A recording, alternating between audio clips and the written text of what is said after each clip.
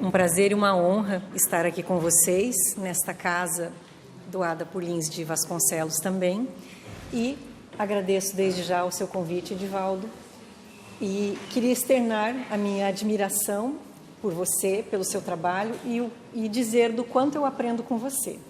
E o Álvaro falou da responsabilidade de falar depois do Edivaldo, a minha, então, é muito maior falar depois do Álvaro e do Edivaldo.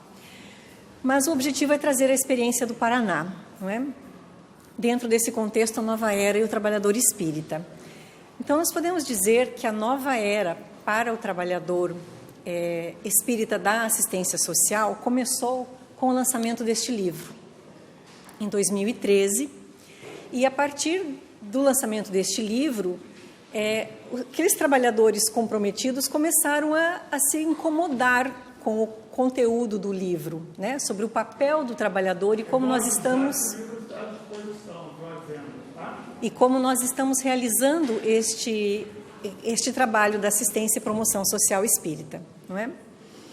Em 2015 ocorreu um encontro nacional da assistência social em Salvador, onde eu tive a oportunidade de conhecer o Edivaldo e a pessoa que estava antes na coordenação da Federação Espírita do Paraná, nesta área, já havia feito um roteiro de estudos sobre este livro. Então, a partir daí, nós começamos no Paraná a modificar a nossa forma de olhar para o trabalho de assistência e promoção social. Mas o que dizer dessa nova era, né? Apesar de que Edivaldo já trouxe a parte do Velho Testamento, os ensinos de Jesus, o que nós temos no Evangelho segundo o Espiritismo, no capítulo 1, no item 9, que o Cristo foi o iniciador da mais pura, da mais sublime moral, da moral evangélico-cristã, que há de renovar o mundo, aproximar os homens e torná-los irmãos. Mais perto? Veja-se, melhora. Que há de fazer brotar de todos os corações a caridade e o amor do próximo e estabelecer entre os humanos uma solidariedade comum.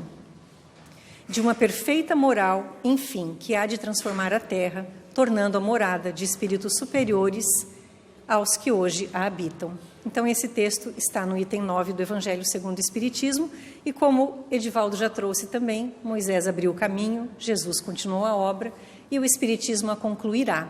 E isso só aumenta a nossa responsabilidade enquanto estudantes, enquanto professamos a doutrina espírita como nossa religião e como nossa norma de conduta para a vida.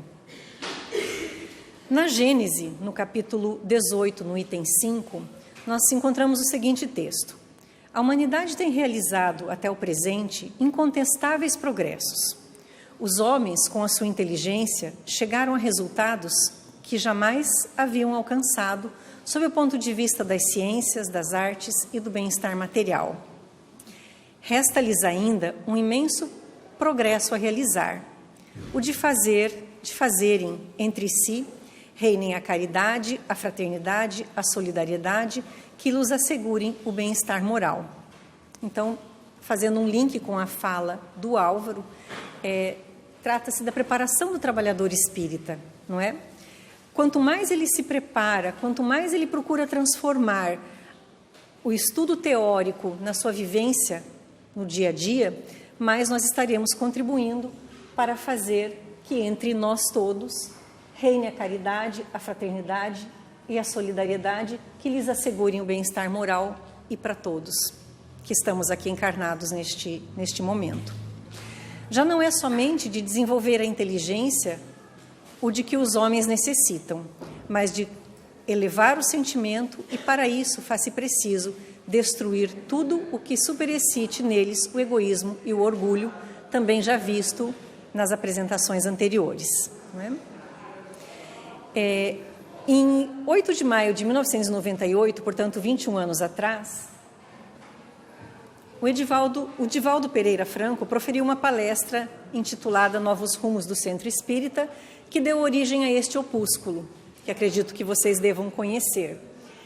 E, neste opúsculo, Joana de Ângeles, ela estabelece uma tríade de responsabilidade para as casas espíritas, que é espiritizar, qualificar e humanizar, que o Edivaldo também falará à tarde mais sobre isso, mas eu trouxe algumas coisas que serviram de base para o trabalho de qualificação do trabalhador espírita, que a Federação Espírita do Paraná idealizou e está realizando. Então, o que dizer de espiritizar? Tornar realmente espírita a pessoa que moreja, que trabalha, que labuta na casa espírita, para que saia da postura de adepto, passe para a de militante, que é o membro ativo que o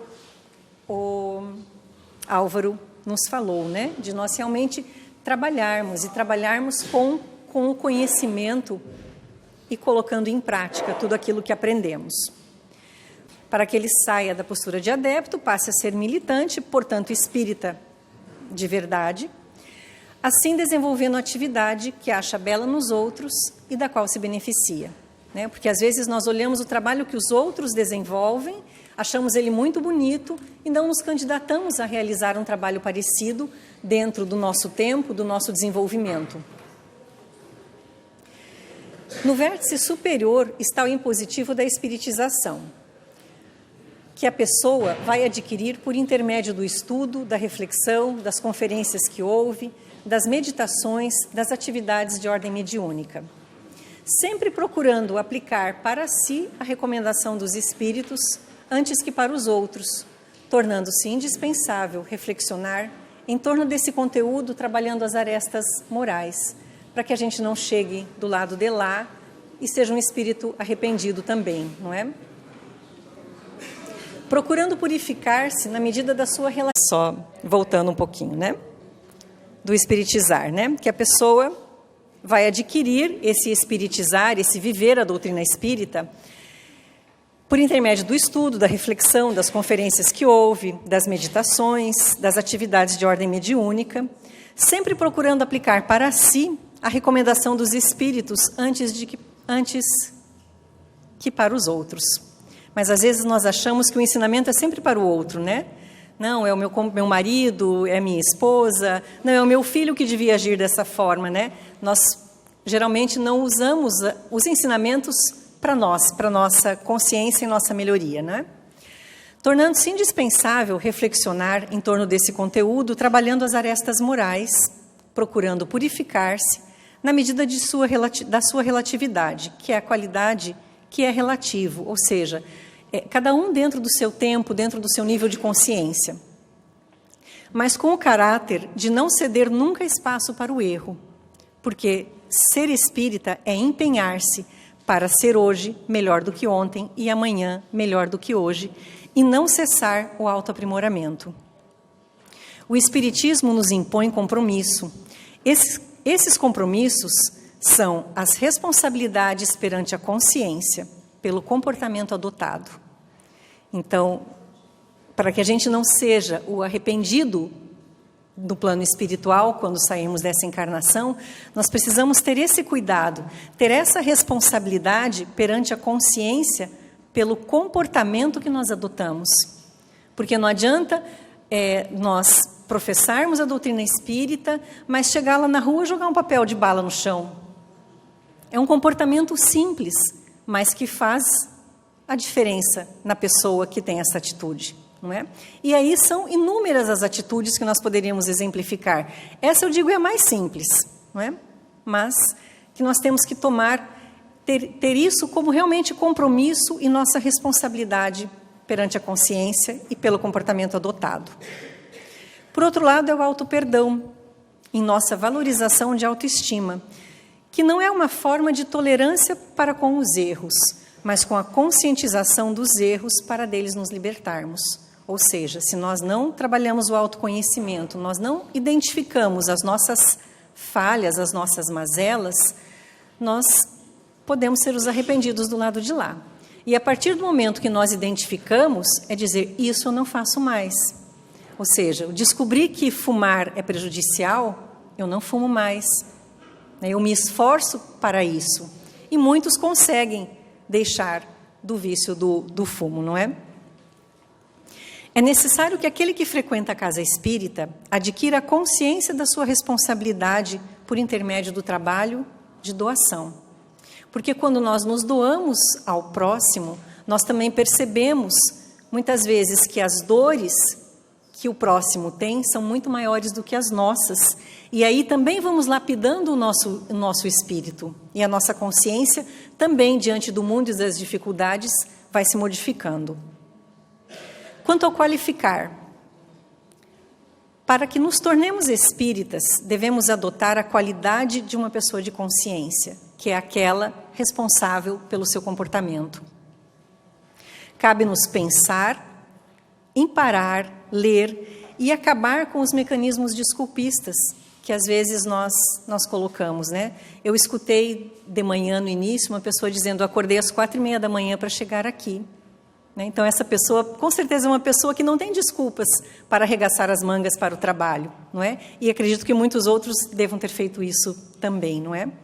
Então temos que deixar os desculpismos e nos tornar membros ativos realmente desta doutrina e deste trabalho de assistência e promoção social espírita que tanto nos é, digamos assim, nos é querido. Né?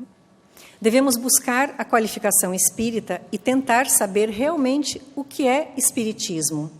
E até Joana comenta no livro aqui, se alguém perguntar quem foi Allan Kardec, o codificador espírita, mas o que mais a gente sabe dele? Agora, através do filme, né, que teve uma grande audiência sobre a vida dele, nós temos um pouco mais de conhecimento sobre a vida dele. Mas ele fez muito mais. Do filme é uma síntese, não é? Então, nós conhecemos a fundo as obras básicas. Então, nós precisamos realmente conhecer o que é o espiritismo, e isso vai se dar pela qualificação, pelo estudo. Devemos qualificar-nos, esforçar-nos para poder adquirir a consciência espírita e, claro, procurar melhorar as qualidades morais, sociais, familiares, as funcionais e as de trabalhador da casa espírita, que vem ao encontro do passo a passo até que o Álvaro nos trouxe, de como nos melhorarmos, né? Como sermos um trabalhador melhor. E na questão do humanizar, nós temos que a qualificação é de grande importância, é o vértice da esquerda, e o da direita é a humanização, ou seja, tornar-se benévolo. Humanizar é tornar-se benévolo. Porque se a pessoa se espiritiza, ou seja, eu conheço todos os princípios, eu procuro vivê-los, eu acredito na vida eterna, nas reencarnações, no progresso que o espírito deve adquirir nas suas vivências, né? Então, ele se conscientiza da doutrina, qualifica-se, mas não tem o sentimento de humanidade, que é a caridade iluminando o humanitarismo. Humanitarismo, o que quer dizer? A crença de que a única obrigação moral do homem é trabalhar para promover o bem-estar da humanidade. Então, vejam, humanizar não é só o indivíduo, não é só para nós, para o nosso íntimo, e sim para toda uma coletividade, né? Esse olhar de promover o bem-estar para a humanidade.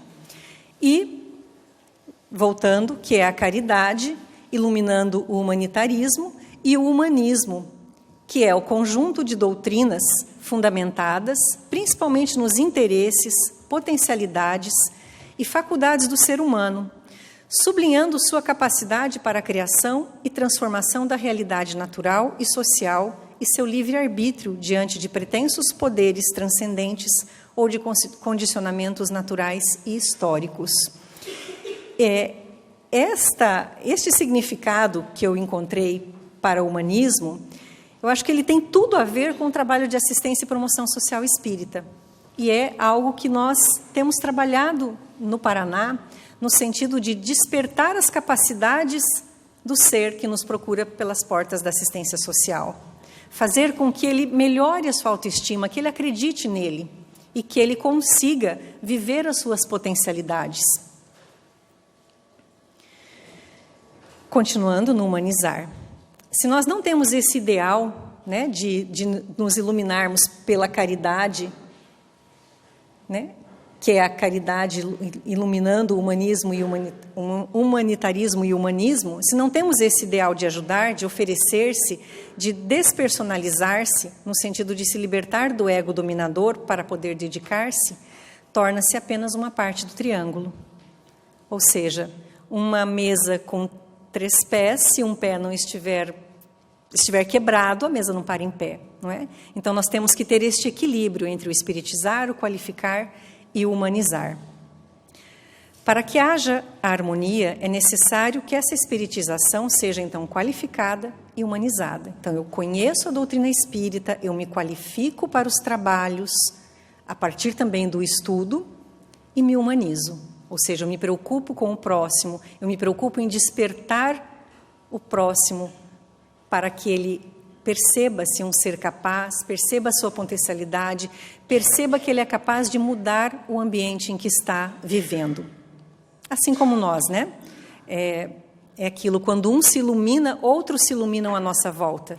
E quando um se rebaixa, também há um rebaixamento, né? Então, nós precisamos desenvolver em nossos trabalhos e nos assistidos esta percepção dessa luz interior que todos temos e que pode brilhar aonde quer que seja. O Espiritismo, então, é a nossa escola, a nossa oficina, a nossa segunda edição. Este é só um cronograma, né? Então, esta primeira fase, a primeira fase nós fizemos aqui em 2018. A segunda fase, que é a aplicação da base doutrinária nas uniões regionais, está prevista até o meio de 2020. A fase específica no segundo semestre de 2020, e aí, em 2021 e 2022, as 7 áreas da Casa Espírita vão ter o curso nas suas regiões. Durante estes 2 anos aqui, poderão aplicar o curso para os trabalhadores da Casa Espírita. Qual foi o conteúdo desse curso? Primeiro, um módulo introdutório, como pesquisar e estudar. Depois, Allan Kardec, o codificador, mas eu não vou ler porque o meu tempo está quase acabando. Tá? A fase 3, específica da assistência social. Então, houve toda uma preparação das pessoas com base nos livros que nós temos à disposição. Um deles, conhecido de vocês, ou de grande parte de vocês, que é o Conviver para Amar e Servir, que já foi mostrado no início. Então, foi elaborado este curso específico da área de assistência e promoção social espírita, que eu posso até deixar com o Edivaldo depois, para olhar e tudo mais. Então, posso. Então, foram 5 módulos, né, onde fomos trabalhando as bases do trabalho da assistência e promoção social espírita, a legislação, a metodologia que o Mário Barbosa nos trouxe, enfim, foram 3 encontros de 15 horas para trabalhar todo este conteúdo. Não é? Então, veja um resultado. Na primeira fase, que agora nós estamos no segundo ciclo que nós chamamos. No primeiro ciclo, somente 12 uniões regionais das 21 participaram do curso de qualificação da área específica. E, digamos assim, repassaram este conteúdo para 270 pessoas. Então, vejam, 12 repassaram o conteúdo para 270 pessoas. Então, é uma forma de você ir capacitando as pessoas, e daí esta pessoa ir multiplicando o conhecimento. Então, nós chamamos de multiplicadores, né? Aqueles que participaram da fase 2 e da fase 4, da fase 3, são os multiplicadores que repassaram o conteúdo de todas as áreas. E, em outras áreas, tiveram maior quantidade de uniões regionais espíritas participantes e um maior número de pessoas também. E estamos no segundo ciclo, e ele é permanente. Então, em 2023, quando acabar este segundo ciclo, nós iniciamos novamente um terceiro ciclo da qualificação. E sempre procurando também aprimorar o material. Estou voltando. A nossa base bibliográfica, toda a codificação, o livro de orientação à assistência e promoção social espírita. Também está vendo aí. Isso, editado pela Federação Espírita Brasileira, com a participação das federativas todas, né, Edivaldo? É um livro que foi discutido em todas as federativas, em todas as reuniões regionais da Federação Espírita Brasileira e foi editado recentemente, feita uma nova edição. E o Conviver para Amar e Servir, sem dúvida, né? Por que qualificar? A qualificação do trabalhador espírita faz-se necessária para o aprimoramento de suas atividades. Jesus já nos disse, espíritas, amai-vos, instruí-vos. Qualificar é melhorar o entendimento, as relações, fator primordial para se estabelecer uma convivência segura e harmônica com qualquer que seja nossa relação. Eu estou correndo um pouquinho porque meu tempo está acabando. Divaldo acabou de olhar lá. Olhei só para me orientar. E vejam, essa qualificação para melhorar o entendimento, melhorar as nossas relações, não é diferente na assistência social. Ela também é necessária, né? Antigamente, quando a maior preocupação era saciar a fome e que os trabalhos assistenciais era mais voltado para as doações de alimentos, para as coisas materiais, não é? Então, ele vinha e fazia o seu papel e continua fazendo, porque ainda há necessidade da doação das coisas materiais, não é? Mas nós precisamos melhorar as nossas relações, o nosso entendimento. A partir do entendimento de quem somos, né, como Álvaro trouxe, quem é essa persona, quem eu sou, como eu estou, o que eu estou fazendo para o meu aprimoramento, eu também olhar o assistido com melhor olhos, né? Olhar realmente como um ser eterno, como um irmão nosso. Em cada ser que encontramos habita um espírito eterno a caminho da evolução. Nossa função, nosso dever é reconhecer este ser em toda a sua potencialidade. Então, se nós não vemos o outro ser como um ser divino, um ser eterno, nós às vezes podemos tratá-lo com preconceito, tratá-lo com indiferença, né? E a partir do momento que nós realmente reconhecemos que no outro, que no próximo habita um ser eterno, modifica a nossa forma de tratá-lo. Nada fará com que este ser cresça, senão pelo entendimento, pelo aprimoramento de suas capacidades.